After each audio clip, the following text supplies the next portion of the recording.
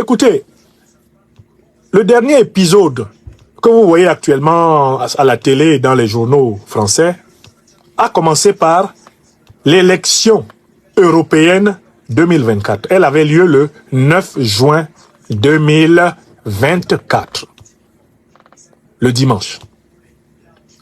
À l'issue du vote, les Français ont fait passer devant le parti de Mme Marine Le Pen avec plus de 31%, près de 31% ou même un peu plus des votes. En deuxième position, le parti de M. Macron, la Renaissance, avec environ 15% des votes, soit 50% de pourcentage de moins que le parti de Le Pen. En troisième position, le Parti socialiste français, dont la liste était dirigée par Glucksmann Raphaël, avec pratiquement 14% des votes. En quatrième position, la France insoumise de Jean-Luc Mélenchon, avec pratiquement 10% des votes. Et puis derrière, d'autres formations, dont par exemple Reconquête et la formation des Verts, qui, si je ne m'abuse, ont tous dépassé les 5%. Bon, donc défaite cinglante d'Emmanuel Macron à l'élection européenne. Lui qui pourtant se présente comme le plus européen des présidents que la France ait jamais eu. Lui qui se présente comme le plus grand laudateur des décisions des dirigeants de l'Union européenne, tels Ursula von der Leyen et consorts. Emmanuel Macron a donc mordu la poussière en France.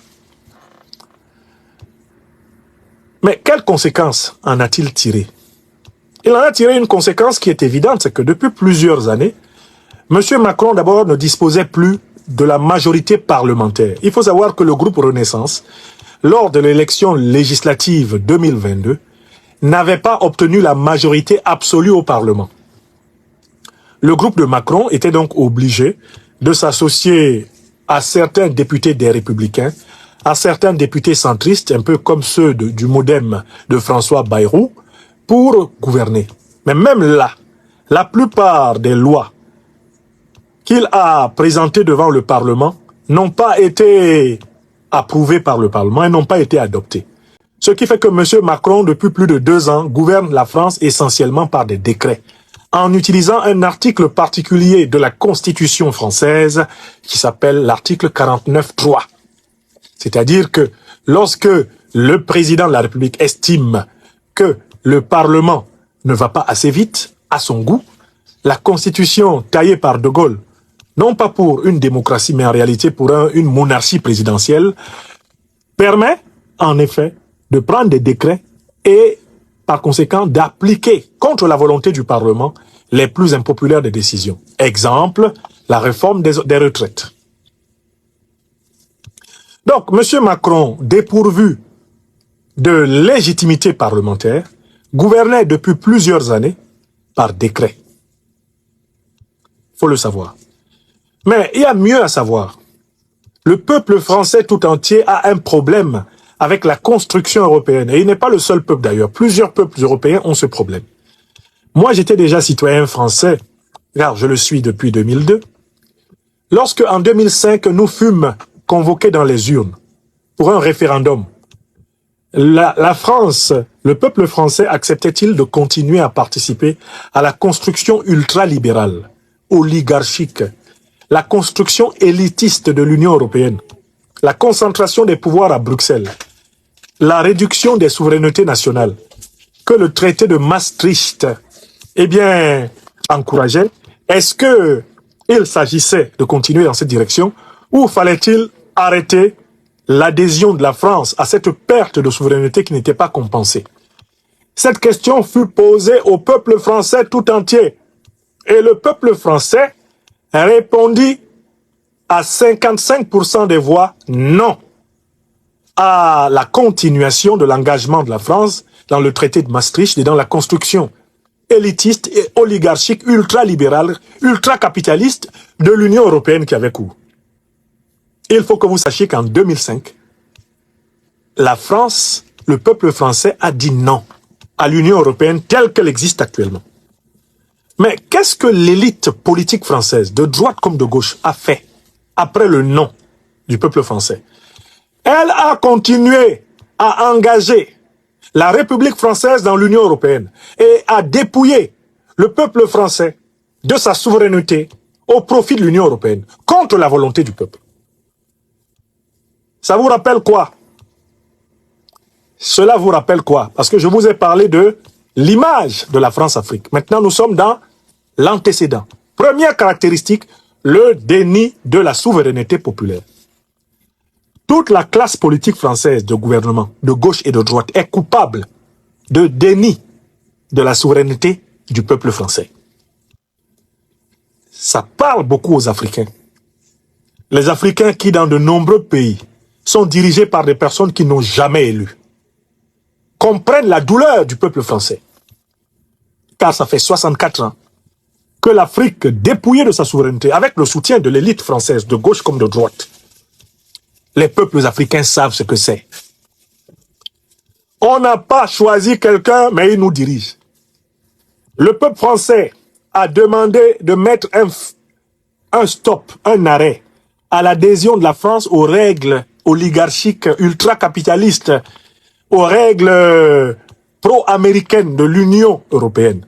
L'élite politique de la droite et de la gauche de gouvernement française a dit non, elle a continué. Donc la première caractéristique est remplie, n'est-ce pas? La négation de la démocratie. Normalement, il ne devrait pas y avoir d'élections européennes. Le 9 juin, ça ne devait pas exister. Parce que les Français ont dit à 55%, d'une manière incontestable, non à cette Union européenne que vous voyez aujourd'hui. Mais les dirigeants, au mépris de la volonté des peuples, ont continué, comme si le peuple avait dit oui. Et je dis bien les dirigeants de gauche et de droite. Maintenant, on continue. Qu'est-ce qu'on voit à Paris? Ce qu'on voit, c'est qu'à la recherche donc d'une nouvelle légitimité, à la recherche d'une nouvelle crédibilité politique, parce qu'il n'en a plus, puisque en fait depuis pratiquement sa réélection en 2022, il ne gouverne plus avec le soutien du peuple, M. Macron. Dès qu'il apprend qu'il a été battu par Marine Le Pen, M. Macron annonce par un coup de poker la dissolution du Parlement et il convoque pour le 30 juin 2024 de nouvelles élections législatives, histoire de redonner aux Français la possibilité de lui redonner une véritable majorité pour poursuivre son mandat. D'accord? Mais est-ce que le problème de fond a été résolu?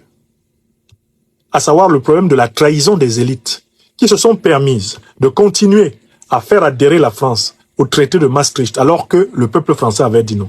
Est-ce que ce problème est résolu par la dissolution de Macron? Non. Il ne s'agit pas de remettre en cause cette adhésion antidémocratique à l'Union européenne, mais simplement il s'agit que l'on décide de lui donner ou non une majorité parce que malgré tout il persiste à penser qu'il est plus gentil que les autres. Donc en fait, la dissolution du dimanche 9 juin n'est qu'une fuite en avant. C'est une fuite en avant de M. Macron. Le problème posé par l'illégitimité même de l'adhésion actuelle de la France à l'Union européenne sous la modalité du traité de Maastricht, ce problème, personne ne veut l'affronter. Pourtant, on était là en 2005 et le peuple français a collectivement dit non. Ce non méprisé, personne ne le remet sur la table très clairement pour dire, mais ils avaient dit non. Revenons à la situation ex ante, avant le référendum de 2005. Personne n'ose dire cela. Pourquoi? Parce que tous ont des intérêts en rapport avec les grands groupes financiers qui prospèrent à Bruxelles. Tous ont des intérêts en rapport avec l'oligarchie financière occidentale américaine qui prospère à Bruxelles. Tous ont des intérêts avec les industriels, les banquiers, les lobbyistes qui tiennent l'Union européenne en otage. Tous ont d'une manière ou d'une autre intérêt à protéger ceux-là qui par ailleurs en retour financent leur carrière politique. Donc on ne veut pas poser le vrai problème. On dissout. Alors en dissolvant, M. Macron sort un argument, c'est l'argument qu'il faudrait une insurrection citoyenne du peuple français contre l'extrême droite qui a gagné, contre le Rassemblement national. C'est un peu le fameux argument qu'on connaît en France sous l'argument de créer un front républicain. Alors, la notion de front républicain renvoie en France à l'idée que lorsque l'extrême droite se met à progresser, tous les partis politiques français, au nom de la République française, doivent se regrouper comme un seul homme pour empêcher le passage de l'extrême droite, l'évolution de l'extrême droite vers la prise du pouvoir d'État. C'est ce qui a marché en 2002, quand Le Pen est arrivé, eh bien, au premier tour, est arrivé au premier tour face à Jacques Chirac. Le Front républicain a été appelé, la gauche et la droite, le centre, même l'extrême gauche, etc., ont voté contre Jean-Marie Le Pen. Et au deuxième tour, il fut écrasé par 82% contre 18% face à Chirac. Alors que Chirac avait eu à peine 22% au premier tour. Donc, M. Macron est sorti avec l'ambition, au niveau de l'élection législative du 30 juin 2024, d'obtenir en réalité une mobilisation de l'électorat français sous le critère du Front républicain contre le Rassemblement national de Mme Marine Le Pen, qu'il présente par conséquent comme le diable politique absolu. Mais il y a une question. Quelles sont les idées qui sont chères à Mme Le Pen et à son parti, le Rassemblement national, et pour lesquelles M. Macron veut la combattre et appelle tous les Français à se regrouper derrière lui comme un seul homme? Quelles sont les idées qui sont chères à Mme Le Pen? Bon, le Rassemblement national est un parti raciste. Mais vous m'indiquez quel est le parti politique français qui n'est pas raciste? Non, c'est-à-dire qu'on appelle les gens en France à se rassembler contre Marine Le Pen parce que Marine Le Pen serait raciste. Mais est-ce qu'il n'y a pas du racisme dans la politique du régime Macron au pouvoir? Sa pratique politique africaine n'a-t-elle pas des relents de racisme? Les Africains ne sont-ils pas remplis dans les centres de détention, de rétention et d'expulsion? Le ministre de l'Intérieur de Macron, Gérald Darmanin, n'est-il pas lui-même acteur d'une politique objectivement raciste? La politique d'immigration de M. Macron est-elle dépourvue de racisme? Sa politique étrangère africaine est-elle dépourvue de racisme? Donc, ce qu'on reproche à Mme Le Pen, mais la Renaissance au pouvoir le fait. Oui ou non? Le 2 poids, 2 mesures dans le traitement des citoyens en fonction de leurs origines. Ça n'a pas été observé sous la gauche? Quand M. Hollande était président de la République, n'a-t-il pas proposé de mettre en place un projet de loi qui allait retirer la nationalité française aux Français issus de l'immigration noire et arabe, si jamais ceux-ci s'opposent aux intérêts de la République française, alors que la même loi ne retirerait pas la nationalité française aux Français blancs? Est-ce que la gauche socialiste française n'a pas été une gauche colonialiste avec les Jules Ferry au 19e siècle, jusqu'à François Mitterrand? Est-ce qu'elle n'a pas ses brevets de colonialisme? Quant à la droite, qu'elle soit gaulliste ou non, n'a-t-elle pas son histoire raciste? De Gaulle et son homme de main Focard, qui ont constitué et construit le système mafieux de la France-Afrique, ne l'ont-ils pas construit sur la base du fait que l'homme noir était supposé inférieur, l'homme arabe inférieur à l'homme blanc? Quel est le gaulliste qui peut venir se tenir devant un Africain et lui dire « Nous, les gaullistes, nous ne sommes pas des racistes. Nous n'avons jamais été racistes. » Le gaullisme n'a jamais été un racisme. Mais comment on a pu créer un système de 2 poids, 2 mesures entre l'Afrique et la France si on ne partait pas du principe que les Africains étaient des hommes et des femmes inférieurs?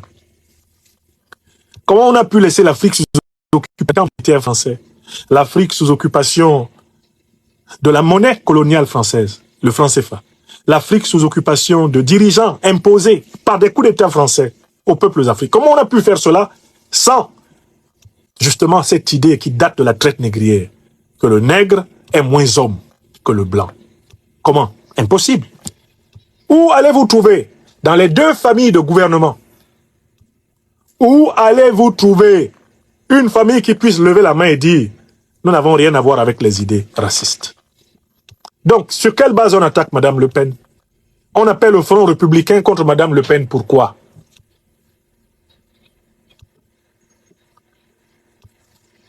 Si c'est sur la base du racisme qu'on s'attaque à Mme Le Pen, on enfonce une porte ouverte. Ceux qui attribuent le racisme au Rassemblement national devraient se rendre compte que les Républicains, le Parti socialiste, la Renaissance ils ont leurs états de service racistes. Donc ça ne passe pas. Cette accusation contre Madame Le Pen ne passe pas. Parce qu'elle ne résout pas le fond du problème. Alors, on nous dit quoi? Quoi d'autre? Oh, Madame Le Pen risque de menacer la construction de l'Union européenne. Ce n'est pas vrai. Madame Le Pen ces dernières années, elle s'est progressivement alignée sur des positions assez proches de celles de M. Macron. Elle n'est plus pour le démantèlement de l'Union européenne, Madame Le Pen. Le Rassemblement national est devenu progressivement un parti européiste. Regardez même dans le conflit russo-ukrainien. Madame Le Pen progressivement a rapproché ses positions de celles de M. Macron. Alors qu'à la base, elle a des amitiés politiques très fortes en Russie. Madame Le Pen, sur beaucoup de sujets, s'est progressivement rangée à la doctrine de l'hostilité envers la Russie pour s'attirer les faveurs des européistes. Parce qu'elle se prépare à gouverner la France. Donc même sur la question de l'Union européenne, les positions du Rassemblement national et celles de la Renaissance ne sont pas si différentes que cela. Encore moins les positions du Parti socialiste, celles de Renaissance, celles de Rassemblement national, elles ne sont pas si différentes que cela. Quand on demande à Madame Le Pen, est-ce qu'on va revenir au franc français? Elle ne dit plus oui. Avant, son papa disait oui. Elle-même, au départ, elle disait oui. On va retourner au franc français. Elle ne dit plus cela. Madame Le Pen n'est pas pour le Frexit. La sortie de la monnaie européenne. Le retour à la monnaie française, à la souveraineté monétaire. Avant, elle parlait de « on va replacer les frontières ». Elle n'en parle plus beaucoup.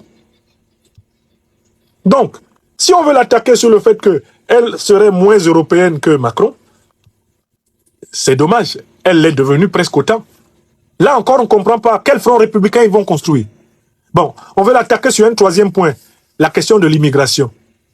Oh, elle aurait une politique d'immigration vraiment zéro. Ce n'est pas vrai.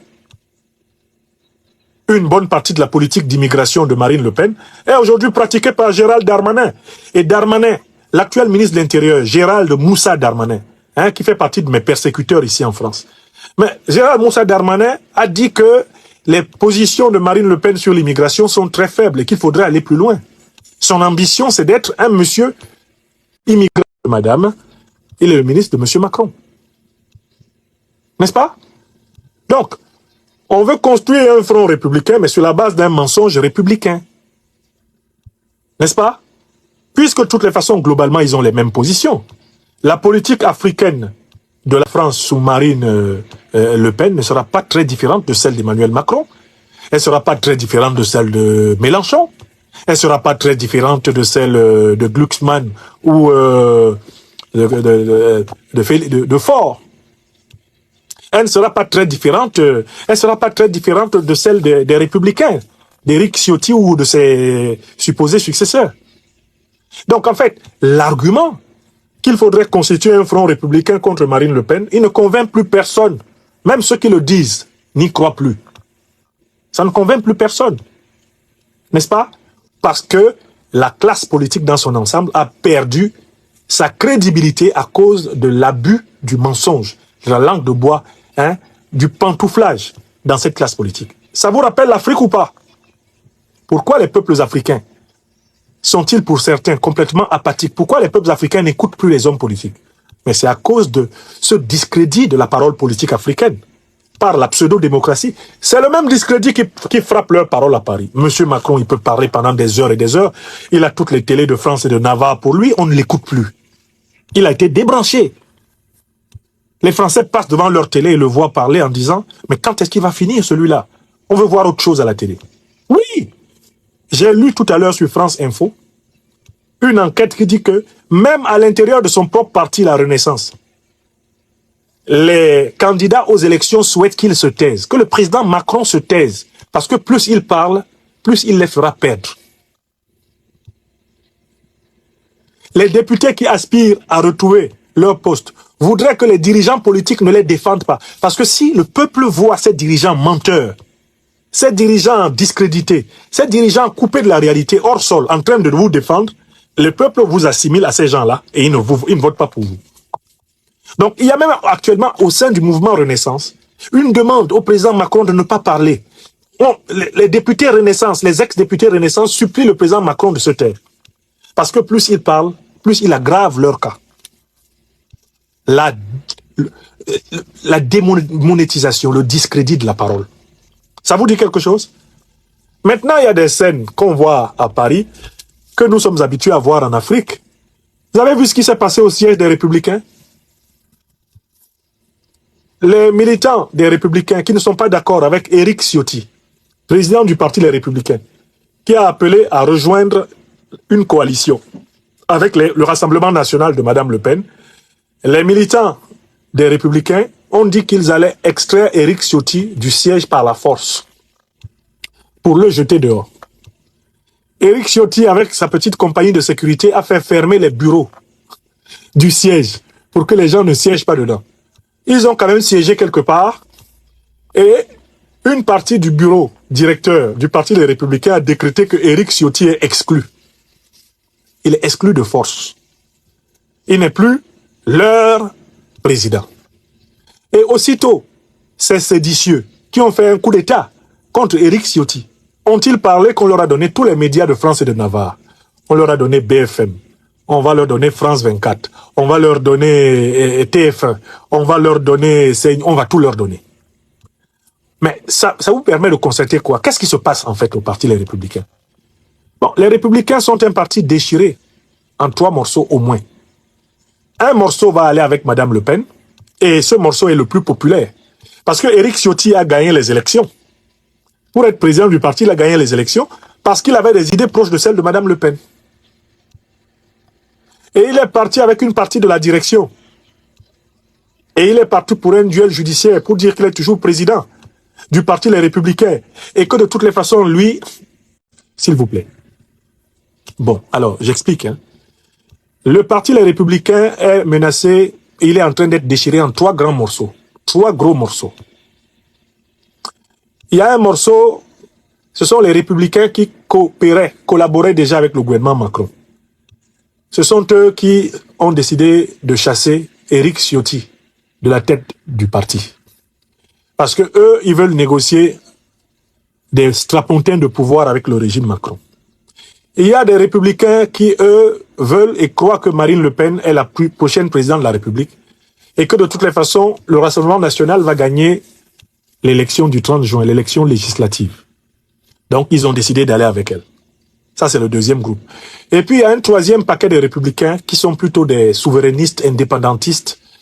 Et ceux-là risquent de se retrouver obligés soit d'aller vers les centristes, soit de se reconstituer un bloc qui soit à la fois indépendant de Renaissance de Macron, indépendant de la gauche qui elle-même s'est rassemblée en Front populaire, indépendant du Rassemblement national et de ses nouveaux alliés. Voilà les 3 morceaux. Mais ce qui me marque, c'est que ça se passe dans la violence. Et la violence que nous connaissons en Afrique, autour des sièges de partis politiques, qui sont l'objet de prédation des élites de pouvoir, cette violence est en train de se manifester à Paris. Ciotti, s'il tombe sur les militants de ses adversaires, risque d'être battu, mais battu physiquement.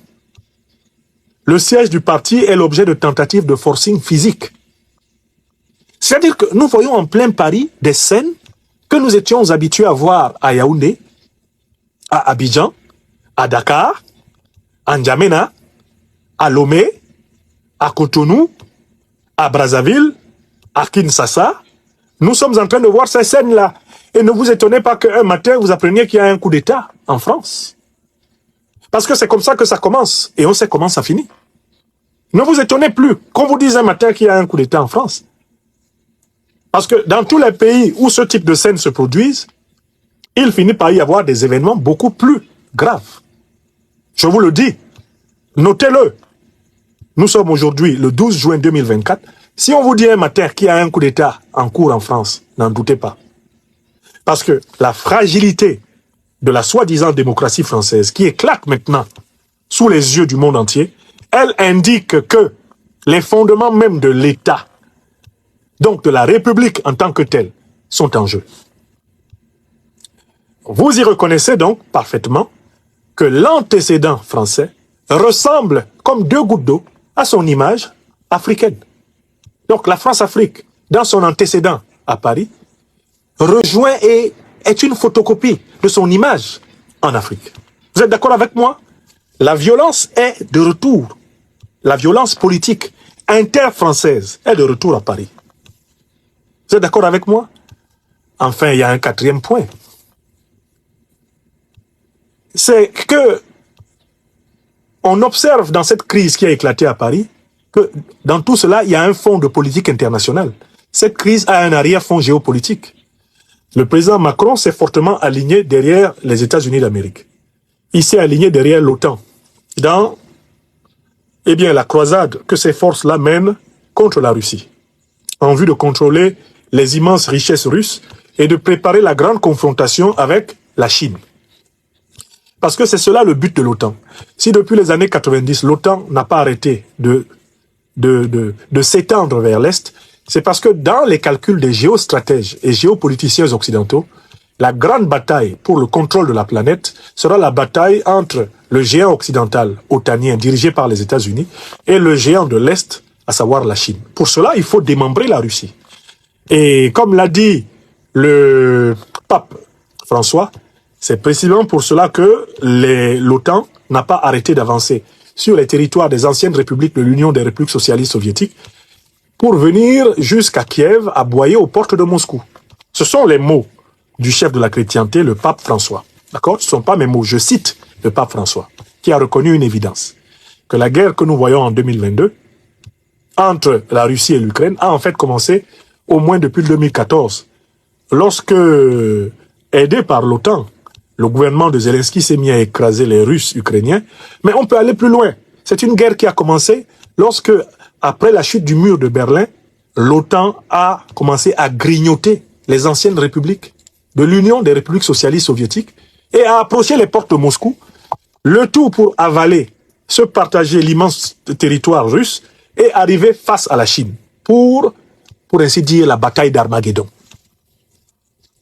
Donc, cette guerre politique que nous voyons à Paris, elle se déroule sur le fond d'une grande rivalité géopolitique. Et la classe politique française est sommée de se positionner sur cette rivalité.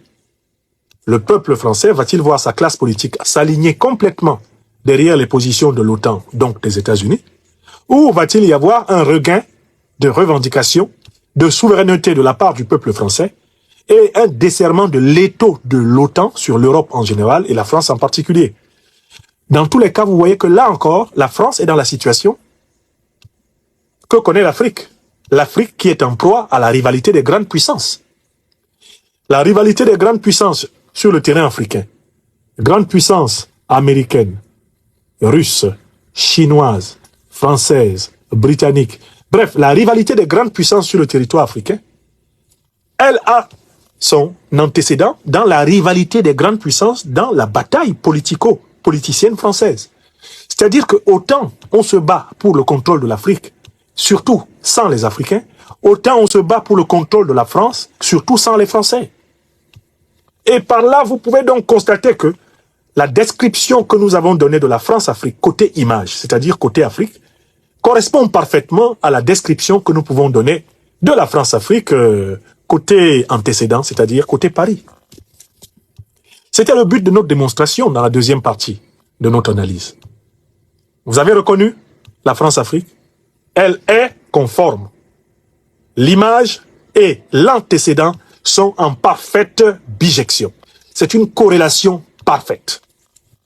C'est clair ou c'est pas clair? C'est ce que je voulais démontrer. Maintenant, venons-en à la conclusion. Vous savez que je ne conclus jamais mes émissions sans donner des perspectives. Qu'est-ce qui va se passer? Premièrement, je prédis une défaite cinglante, peut-être même encore plus cinglante, du régime Macron aux élections législatives. Une défaite qui devrait amener probablement M. Macron, s'il est logique, à présenter sa démission de la présidence de la République française. Parce que ça sera quand même pratiquement 3 camouflets en 3 ans. 1, il n'a pas pu gagner la majorité absolue à l'élection législative de 2022. 2, il a été copieusement battu aux élections européennes du 9 juin 2024. Si le 30 juin 2024, M. Macron et son parti La Renaissance se prennent encore une cinglante défaite, il ne lui restera plus qu'à démissionner. Mais étudions les conséquences d'une telle démission. Si M. Macron doit démissionner parce qu'il aura perdu littéralement 3 élections consécutives, et qu'il aura compris qu'il ne peut pas gouverner la France dans ces conditions.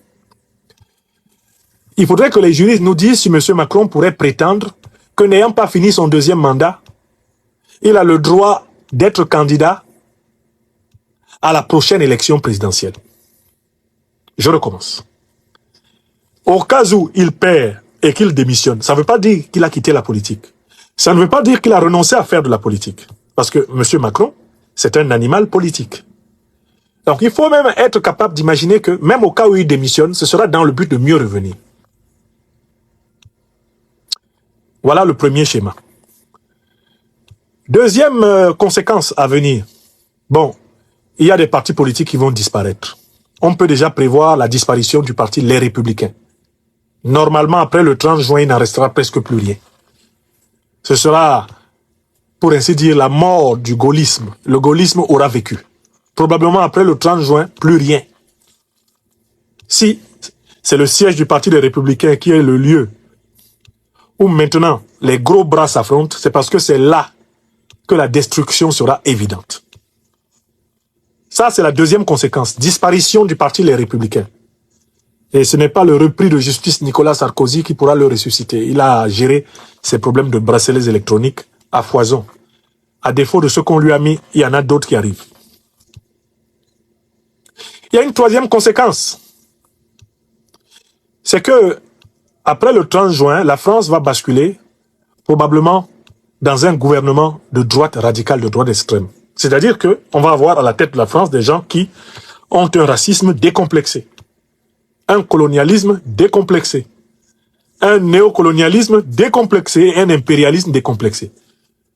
Donc on doit s'attendre à une période difficile pour les libertés publiques et très difficile pour les Françaises et les Français issus des immigrations arabes et noires. Je recommence. La quatrième conséquence. Le petit Bardella arrive bientôt remplacer son camarade de génération, son promotionnaire Attal. Mais ça va être très dur. La politique gouvernementale française va se radicaliser. Et il va y avoir des conflits frontaux entre le gouvernement qui arrive et une partie non moins importante de la France, notamment celle qui est issue des immigrations maghrébines et négro-africaines. Ça va être difficile. Très difficile. Il faut s'y attendre. C'est une épreuve nécessaire. Ça, c'est la quatrième conséquence. Enfin, il y a une cinquième conséquence.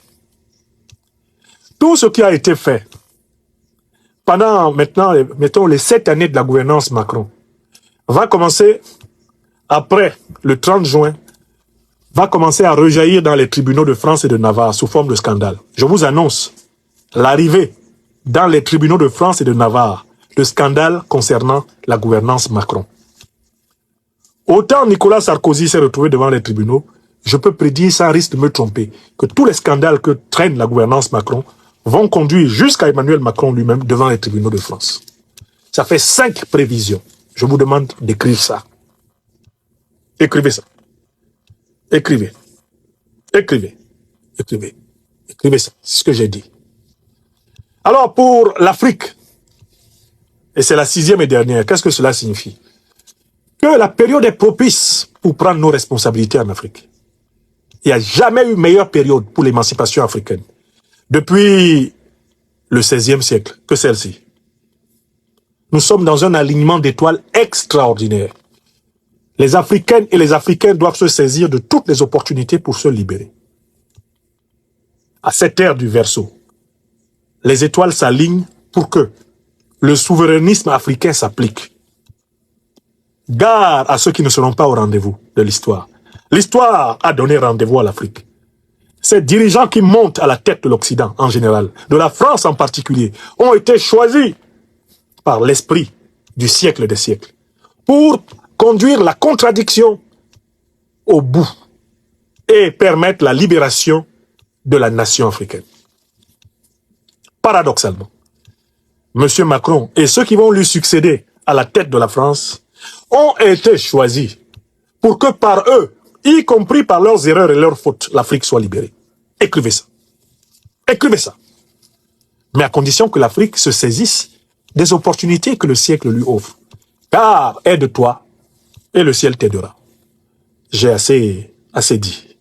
Chers téléspectateurs, vous avez été les témoins privilégiés de cette analyse politique profonde et inspirante avec le docteur Franklin Nyamsi. Maintenant, c'est à vous. Réagissez en commentaire, partagez vos réflexions et vos idées. Si cette vidéo vous a éclairé, n'hésitez pas à l'aimer et à la partager avec vos amis. Ensemble, nous construisons l'Afrique de demain. Restez connectés sur Afrique Diverse TV pour encore plus d'informations et de débats passionnants. À très bientôt.